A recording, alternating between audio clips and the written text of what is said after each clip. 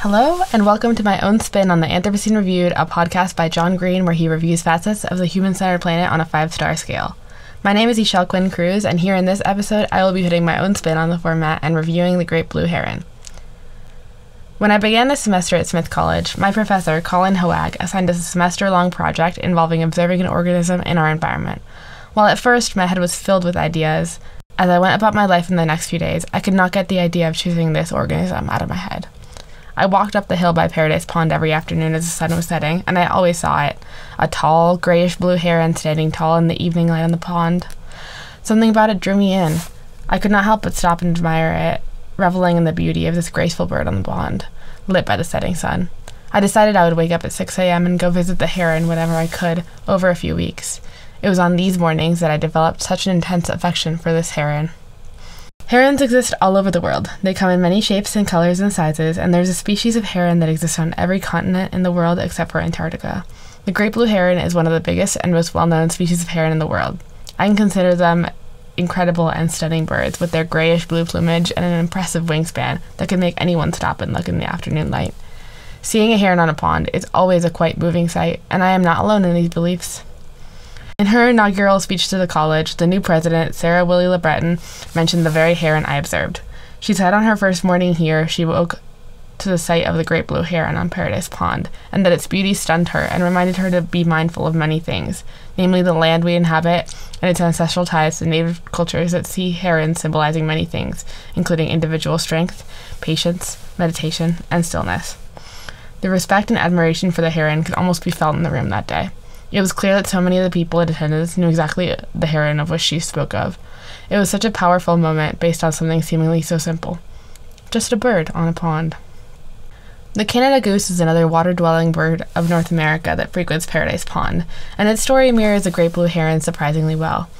They're both large birds, hunted for game by European settlers that had astonishing comebacks after the Migratory Bird Treaty Act, which protected the great blue herons, along with any other migratory birds under the law. They inhabit the same spaces, and they can often be seen together in marshes and ponds. However, our perception of the two is often very different. I think a common sentiment around the Canada goose is resentment. Geese honk and strut and bite and are loud when flying in large groups. They're very defensive of their nests, and they protect ferociously against their biggest predator, humans. We often see them as a pest, taking up all the space in our waterways, when in fact, the ways we structure our human worlds in the Anthropocene often create the perfect place for them to inhabit. On the other hand, the seemingly solitary, quiet, graceful heron is praised and admired. We build sculptures of it, paint it, and talk about it with an air of reverence for such a beautiful creature. An individual heron will nest communally in a large group, usually with dozens of nests, and sometimes hundreds of herons placed high up in trees. These groups of nests, called rookeries, are loud, smelly, and herons are known to defend them when threatened. Herons tend to be quiet when we see them, but they can be loud, with a call that I have often heard compared to what people imagine pterodactyls sounding like.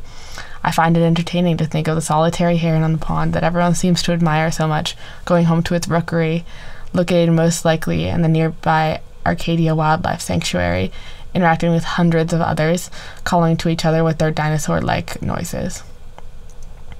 What is it about our cultural understandings of these species that create these contrasting views of the two species?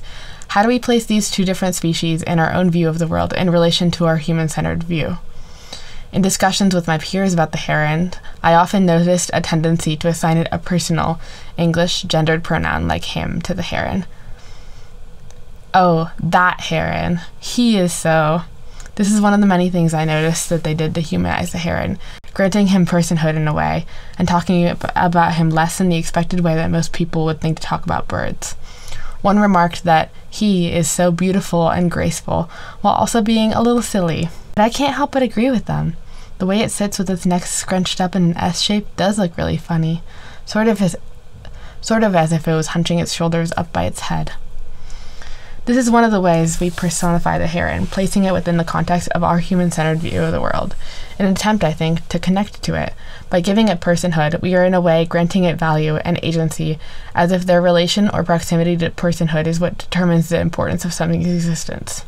Above this, when we personify, we cannot avoid placing it within some sort of human context that inherently has meaning to us specifically. One friend described the heron as coming off as kind of lanky and awkward, giving the impression that it might be shy or too anxious to be social creatures. When we personify the heron like this, we inherently place it in a space where we can apply our pre-existent ideas on certain groups of people to this species. Since Aristotle's first sketches of the evolutionary tree, humans have felt affection towards animals similar to us, but I notice here that it works in the opposite direction as well. We as humans find ourselves relating to the heron as a result of our affection to it. The heron is not alone on Paradise Pond. Although the great blue heron is one of the most recognizable and charismatic species on the pond, they are just as ecologically important as non-charismatic species. Birds, like mallards, mergansers, and Canada geese, share the waters they use for food, and other species, like toads, turtles, and muskrats, similarly share the marshlands as a home. All these creatures rely on the wetland and each other to live, and this balance can easily be thrown off. When European settlers arrived in New England, they enjoyed hunting great blue herons for game as well as for their beautiful plumage. This took a significant toll on their population numbers. European settlers also hunted the beaver in extreme amounts in Massachusetts, which is important because their tendency to build dams on rivers and flood areas is a meaningful function to the ecosystem of wetlands. When the fur trade was at its height, beavers were hunted and trapped until they nearly disappeared, making a significant and damaging impact on the whole landscape of New England. This obviously took a significant toll on herons as well, with many of the marshes and wetlands they rely on fading away, leaving them with no place to hunt and no source of food. So they left. These factors combined meant that by the 1870s, herons were not believed to nest in Massachusetts anymore. They were occasionally seen as migrants, but no nesting sites were known, and they were a rare bird to find. The aforementioned Migratory Bird Treaty Act makes it illegal to pursue, hunt, take, capture, or kill any migratory bird in the U.S., making it illegal to capture, possess, or cause harm to a great blue heron or its nest or eggs. This made it safe for herons to return and repopulate. However, the return was slow. There was only one rookery recorded in 1925, and it survived until it was destroyed by the hurricane of 1938, and no other colonies were documented until 30 years later, in the 1960s. It took the reintroduction of beavers for this change to become meaningful. As beavers repopulated, they brought back many marshy areas with lots of dead plant matter, the perfect environments for herons to feed. The return of beavers to Massachusetts, as well as more stringent protection of both the herons themselves and the wetlands they depend on, resulted in an increasing return of the heron. Currently, they are considered a low concern species on the endangerment metrics, considered an unequivocally increasing species in Massachusetts. Their repopulation was joined closely with many other species of marsh dwellers, including the Canada goose. Deborah Bird Rose's concept of multi-species knots imagines the encounters we have with each other in the world across species as one piece of a larger story in the history of our species' coexistence. The idea of an individual in a species existing not only as itself, but as a link in the chain of species history with endless history stretching back and to the past and forward into the future, as well as intertwined with our own species. That first visit to the pond back in September, when I first sat at 6 a.m. observing Paradise's heron, feels different when I think about it contextualized as just one encounter that has been shaped by the infinite history that we share. When I consider the trust the heron had to have in me to let me sit that near, when its ancestors were hunted by mine. When you think of the fact that I was drawn to be out there, admiring the beauty in its routine, almost inspired just by its mere existence when it was going about its daily life. It was a completely unique interaction that has never happened before exactly like that, and will never happen again. Just one thread that weaves the story of our collective existence. Just two creatures in the world, passing by each other, noticing each other.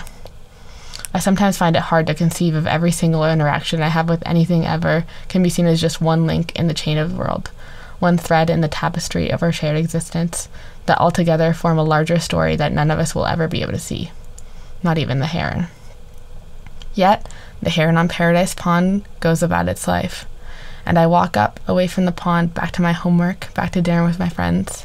Just more threads forming the tapestry. I find it only fair to give the great blue heron 5 stars.